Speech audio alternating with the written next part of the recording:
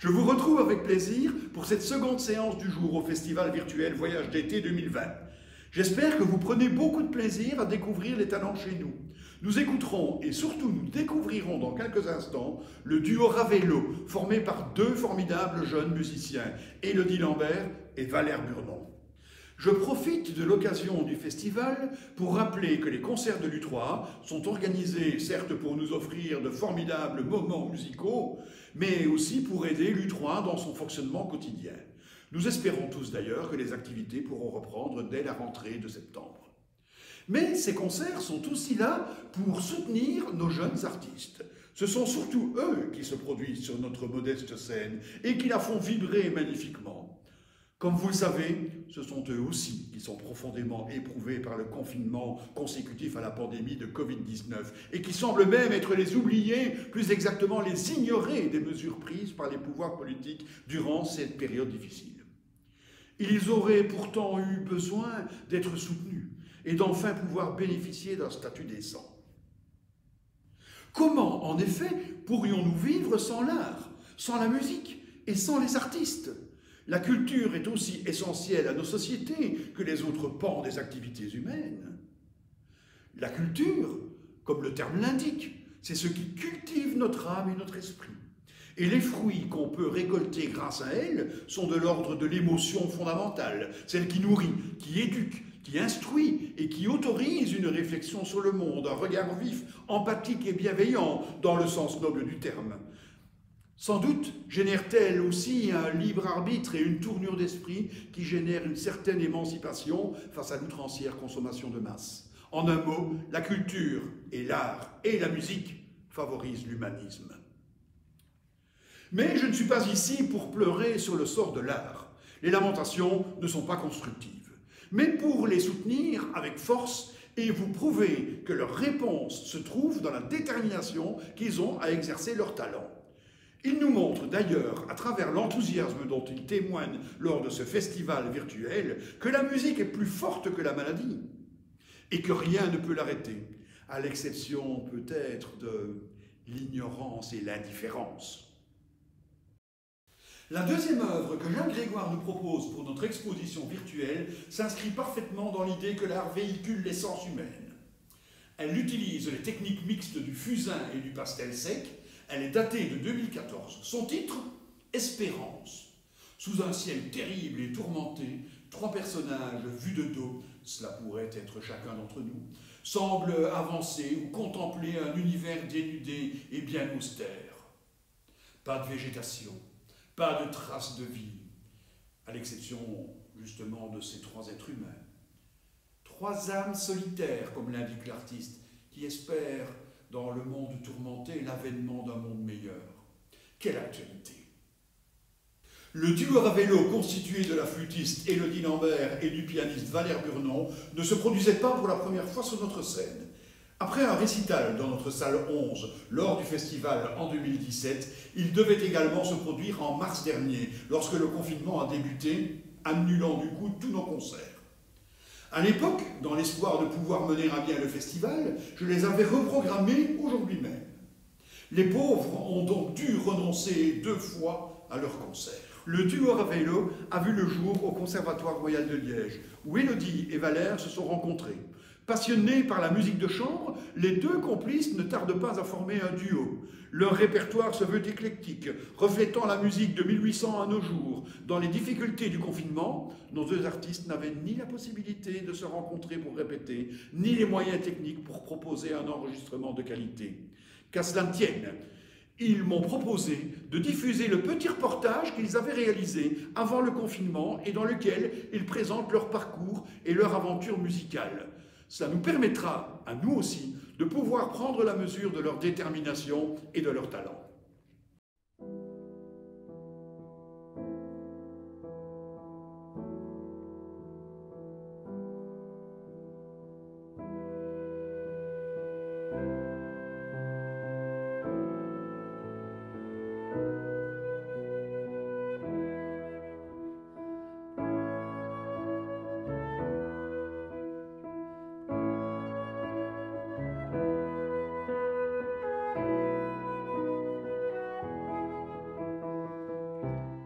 bien, on s'est rencontrés, enfin c'est Elodie qui m'a sonné une fois un soir parce qu'elle avait besoin d'un pianiste comme ça pour un projet, donc la sonate de Prokofiev pour flûte et piano, et donc elle m'a sonné, donc elle m'a proposé de jouer avec moi car elle a entendu parler de moi via le prof de musique de chambre, et donc on a répété une première fois, je pense, quelques semaines après, et tout de suite ça s'est très très bien passé, on s'est très bien entendu tant musicalement que humainement aussi, donc voilà, tout de suite ça a très bien fonctionné, donc on a bien senti qu'un duo allait arriver.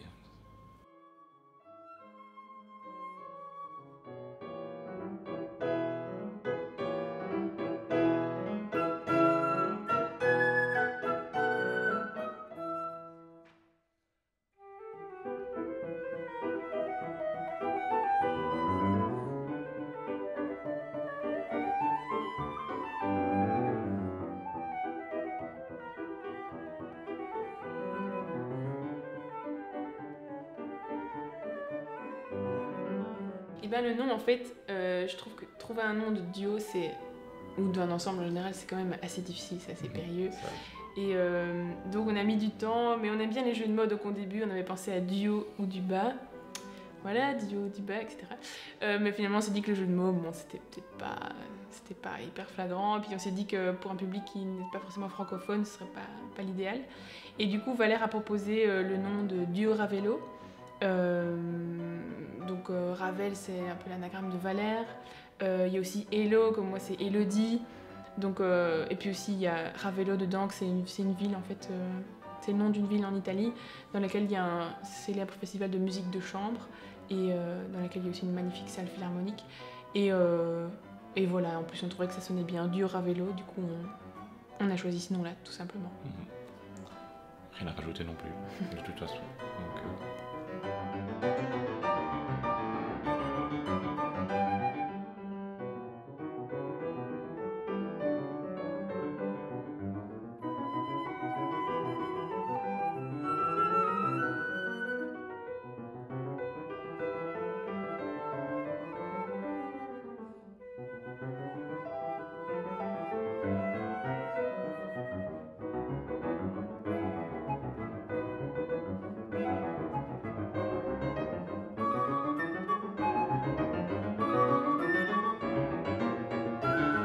je dirais vraiment 3 mots, je pense, oui. Donc il y a d'un côté éclectique, parce que finalement on a un programme très varié, donc on s'est d'ailleurs dit que c'était peut-être trop varié pour un concert, mais bon, pour l'instant ça va, parce qu'on a vraiment des œuvres qui viennent de tous les âges, de toutes les générations, donc... Et sinon, je dirais humour, parce que comme on l'a dit tout à l'heure, souvent on ne se prend pas au sérieux, les répètes c'est souvent assez folklorique, mais... Et donc voilà. Mais, et je dirais prestance, car on est quand même un duo qui, je trouve, donne bien sur scène. Donc on essaie de toujours se donner à fond quand on est sur scène. Et, donc prestance, ça veut bien 3 mots.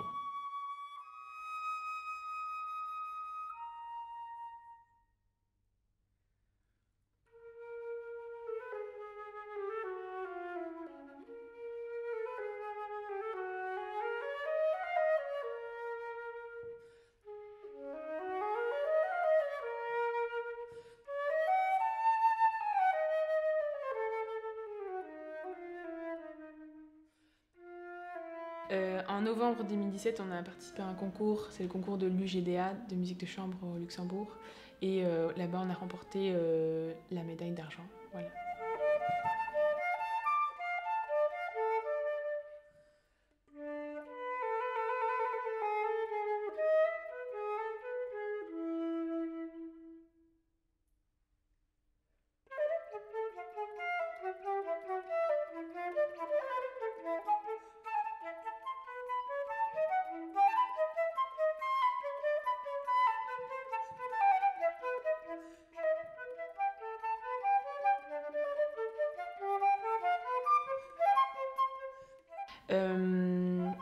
Parce que je trouve ça super chouette de pouvoir construire un travail à deux plutôt que d'être toujours tout seul. Je trouve que déjà rien que tout au long de nos études, on est fort seul.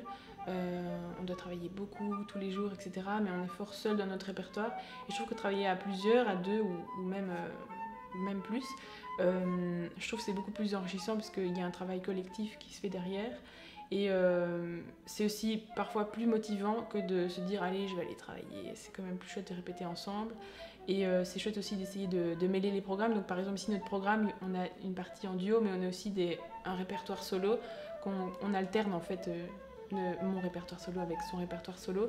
Et c'est aussi intéressant d'avoir ce mélange-là et mélanger aussi les couleurs avec des sonorités des instruments des autres, c'est super chouette. Oui, c'est une autre approche de la musique finalement. Donc, il y a toujours ce côté un peu exceptionnel, je trouve, dans la musique de chambre. C'est un domaine de la musique que je trouve vraiment assez intéressant quand plusieurs personnes jouent ensemble, mais sont quand même solistes parce que finalement on est le seul à jouer la partie que l'on a. Donc, moi, c'est vraiment un pan de la musique que j'apprécie vraiment. Donc, et d'autant que quand on s'entend bien, c'est encore mieux, parce qu'on peut vraiment aller très loin au niveau de l'interprétation, et là c'est le cas parce qu'on s'entend bien musicalement. Donc.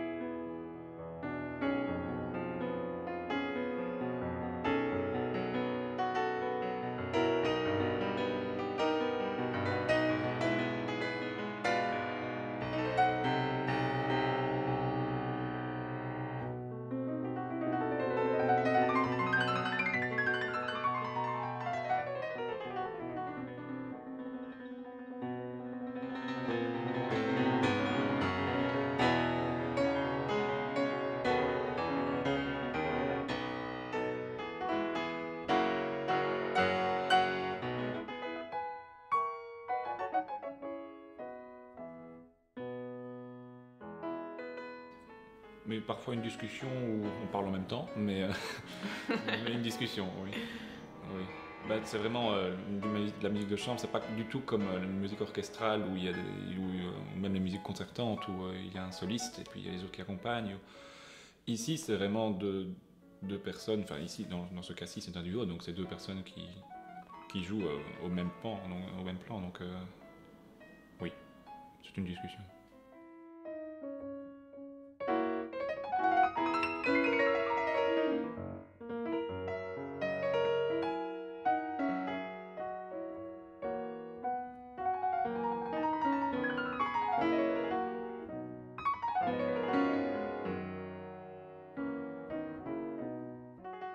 On a une page Facebook, Duo Ravello, donc un nom assez... Tout simplement. C'est très ambitieux comme nom, mais bon. Voilà. Donc, sinon, on a quelques vidéos sur YouTube aussi, mais sinon, au niveau des concerts, on a un concert le 29 juillet à 15h à Smuit. Donc, à l'église Sainte-Marguerite à Smuit, c'est près de Libin, je pense. Et donc, on fait partie du juillet musical de Saint-Hubert, un festival de musique classique.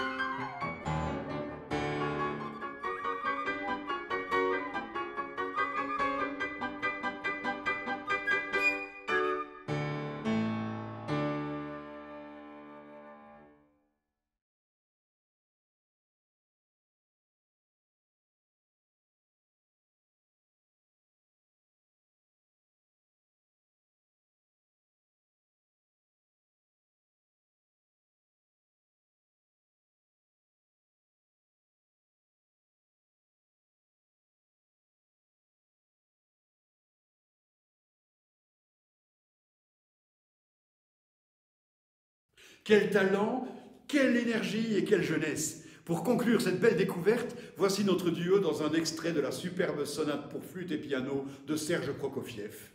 Cette sonate en ré majeur opus 94 a été composée en 1943 et fut créée à Moscou, excusez du peu, par le flûtiste Nikolai Tchaïkovski et le pianiste Sviatoslav Richter. En voici le scherzo, Allegro, filmé en 2017 au Trésor de la cathédrale de Liège. Pour ma part, je vous retrouve dès demain à 18 h pour la suite de notre festival Voyage d'été.